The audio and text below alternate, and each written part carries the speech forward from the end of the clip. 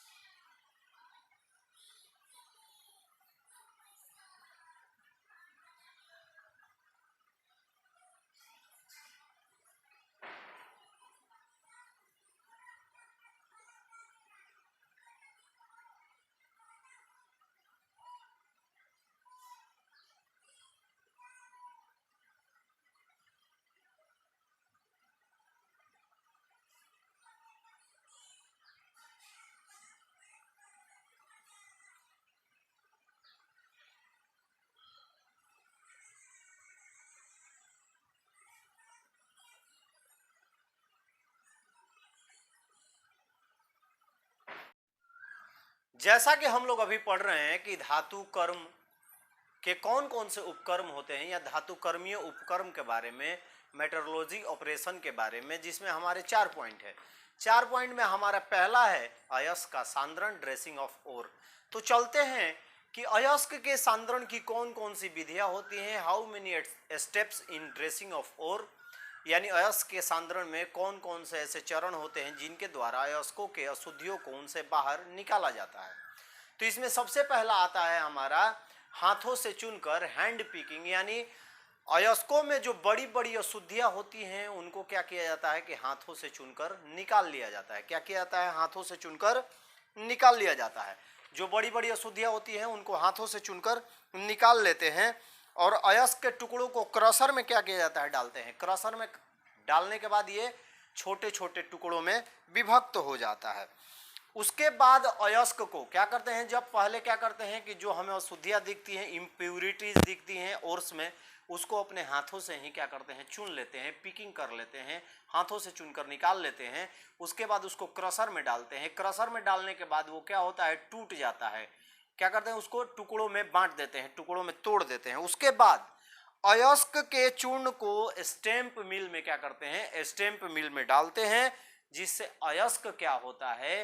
बारीक चूर्ण में, पाउडर में परिवर्तित हो जाता है। यानी अयस्कों के सांद्रण में पहली विधि हाथों से चुनकर, सबसे पहले अयस्क के अशुद्धियों को हाथों से चुन लेते हैं, फिर इसे क्रशर में डालते हैं। किसको?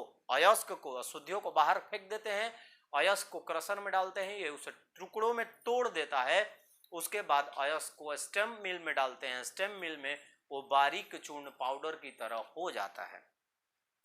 Large size of pieces impurities present in the ore are separated by hand picking. हम क्या करते हैं? अपने हाथ से क्या करते हैं कि अशुद्धियां जो होती हैं अयस्क में बड़ी बड़ी, उनको हाथों से छाट कर क्या करते हैं? अलग कर देते हैं।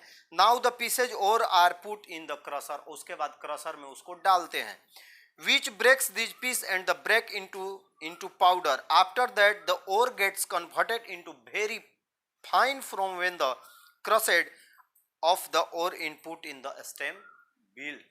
और उसके क्या करते हैं कि हम उसको स्टेम मिल में डालते हैं, जिससे वो बारीक पाउडर के रूप में हो जाता है। अब चलिए एक बार बोर्ड पे देखते हैं। Look at the board. हम लोग एक बार बोर्ड पे क्या लिखे हैं उसके बारे में एक बार चर्चा करेंगे, साथ साथ समझने की कोशिश करेंगे। धातु कर्मीय उपक्रम मेट्रोलॉजी ऑपरेशन आपका चल रहा है। इसका फर्स्ट पॉइंट है अयस्क का सांद्रण, ड्रेसिंग ऑफ ओर। अयस्क के सांद्रण की प्रमुख विधियां निम्नलिखित है। Following are the main method of dressing of the ore, जिसमें हमारा पहला आता है, पहले पॉइंट का पहला आता है हाथ से चुनकर हैंड पिकिंग। अयस्क में विद्यमान बड़े आकार के टुकड़े अशुद्धियों को हाथ से चुनकर अलग कर लिया जाता है। अब अयस्क के टुकड़ों को क्रशर में डालते हैं, जो इन टुकड़ों को तोड़कर चूर कर देता है। तत्पश्चात प्राप्त अयस्क के चूर को स्टैंप मिल में डालते हैं। अयस्क अत्यंत बारीक रूप में परिवर्तित हो जाता है। Large size of pieces impurities present in the ore are separated by hand picking. Now the pieces of the ore are put into crusher, which breaks the pieces of the break them into powder. After that the ore get converted into very fine from the when the crushed powder of the ore is put in the stamp mill। यानी हमारा अयस्कों के सांद्रण की पहली विधि है हाथों से चुनकर। हाथों से चुनकर अशुद्धियों को अलग करते हैं। अलग करने के बाद हम उसे क्रशर में डालते हैं। क्रशर के बाद वो तोड़ता है क्रशर। क्रशर के बाद स्टेम मिल में डालते हैं, जिससे वहां पर वो बारीक चूर्ण के रूप में हो जाता है। उम्मीद है आप लोगों को अयस्क के सांद्रण की पहली विधि समझ में आ गई होगी, तो इसको फटाफट नोट कीजिए, फिर चलते हैं आगे।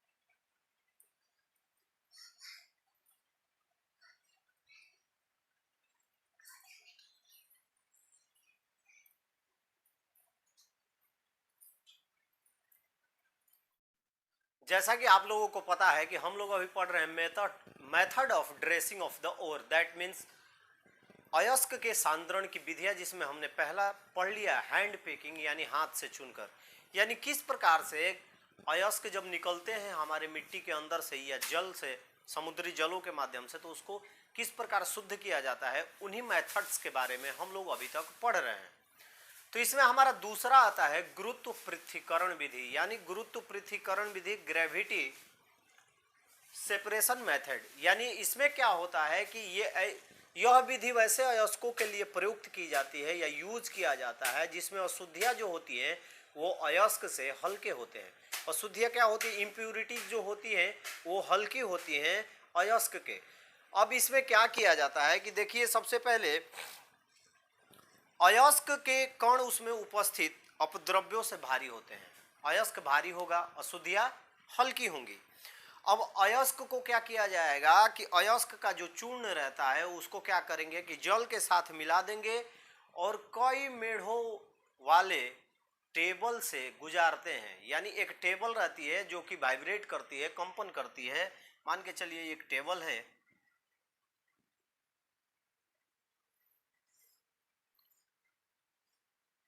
ये एक टेबल हो गई।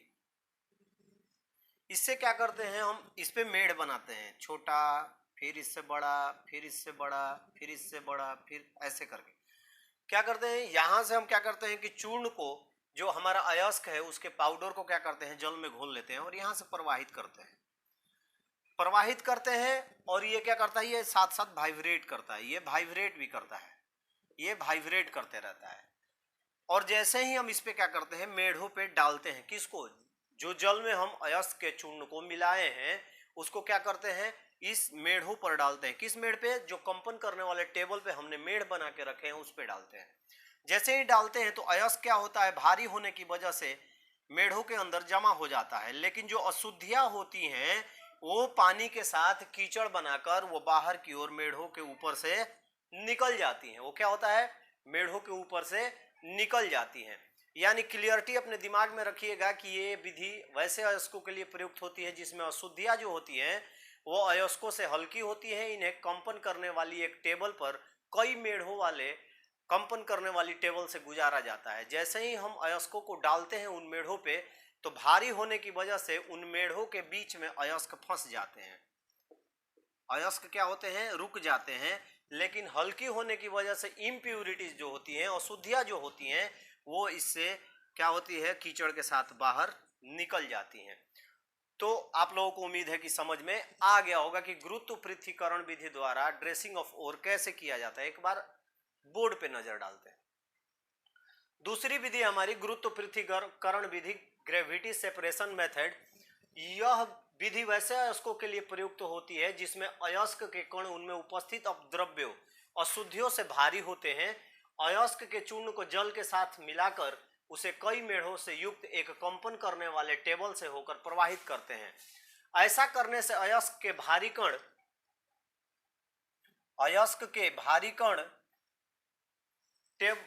मेढ़ों द्वारा रोक लिए जाते हैं, जबकि कीचड़ युक्त जल मेढ़ों के ऊपर से होकर निकल जाते हैं। This method is used for ores in which the ore particles are the heavier than the impurities present in them. यानी ऐसी यह विधि वैसे अयस्कों के लिए प्रयुक्त करते हैं जिसमें अशुद्धियां जो होती हैं अयस्क से हल्की होती हैं। The ore powder mixed with the water is passed through a vibrating table consisting of the several rams. Heavy particles is sediment are extended by a bunch and the muddy water passed over the bunds. अब होता क्या है कि जल में इसके powder को घुलाते हैं, घुलाने पे जो अशुद्धियां होती है वो भी घुल जाती है, अयस्क भी घुल जाता। जब कंपन करने वाले टेबल पे कई मेढ़ों से गुजारते हैं तो अयस्क क्या होता है, बैठ जाता है, कहां पर, मेढ़ों के बीच में, और कीचड़ युक्त जल के साथ जो इम्प्यूरिटीज होती हैं, जो अशुद्धियां होती हैं, वो ऊपर से बह जाती हैं। तो ये रहा आपके अयस्क के सांद्रण टॉपिक के 2 पॉइंट्स, पहला हाथ से चुनकर, दूसरा गुरुत्व पृथक्करण विधि। उम्मीद है आप लोगों को अच्छी तरह से समझ में आ गया होगा। तो चलिए हम अगले क्लास में फिर मिलेंगे, तब तक के लिए आप सभी को जय हिंद। अपना ख्याल रखिए, हमेशा बड़ों का सम्मान कीजिए, इसको नोट कर लीजिए।